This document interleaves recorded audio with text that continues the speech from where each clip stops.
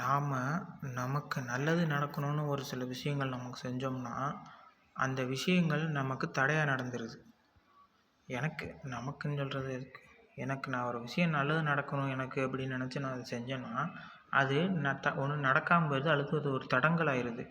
சரி நமக்கு எனக்கு அது வந்து அந்த விஷயம் செய்யக்கூடாதுன்னு இருக்குன்னா, இதை விட வேறு ஏதோ நல்ல விஷயம் நடக்குதுன்னு ஒரு பாசிட்டிவாக நான் நினச்சிட்டு அதை நினச்சேன்னா, அது இதை விட கொடுமையாக அதாவது இதுக்கு இந்த விஷயம் நான் செஞ்சேன்ல, அதுவே பரவாயில்லையோன்னு தோன்ற அளவுக்கு ஒரு விஷயமா நடக்குது.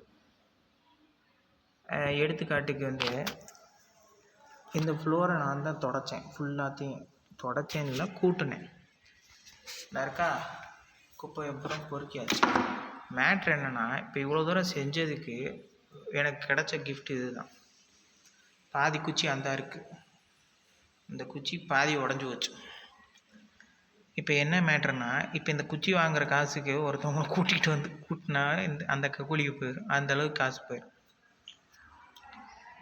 ஏதாவது ஒரு விஷயம் நம்ம நல்லது தான் சொன்னேன்ல, நம்ம ஒன்று நல்லது நடக்கும், நல்லது சுத்தம் பண்ணால் நமக்கு நீட்டாக இருக்குமேன்னு சொல்லிட்டு நம்ம செஞ்சோம்னா, அதுக்கு ஒரு இது ஒன்று தடங்கலாக இந்த மாதிரி ஒன்று நடந்து போயிடுது. அது எப்படின்னா, ஒரு வேலைக்கு 2 வேலை ஆக்கிற மாதிரி. இப்போ இதை வாங்குகிற ரேட்டுக்கு நான் இந்த ஒரு ஆளை கூட்டிகிட்டு இந்த கூலி கொடுத்தோம்னா, அந்த இதை கூட்டி கொடுத்துருவோம், இதை பெருக்கி கொடுத்துருவாங்க. அப்போ புரியுதா? விதி சார், ஒவ்வொருத்தனுக்கும் ஒவ்வொரு பிரச்சனை. அது மாதிரி என் பிரச்சனை இப்படி இருக்கு, மேனுஃபேக்சர் டிஃபெக்ட் சொல்லணும்னு தோணுச்சு.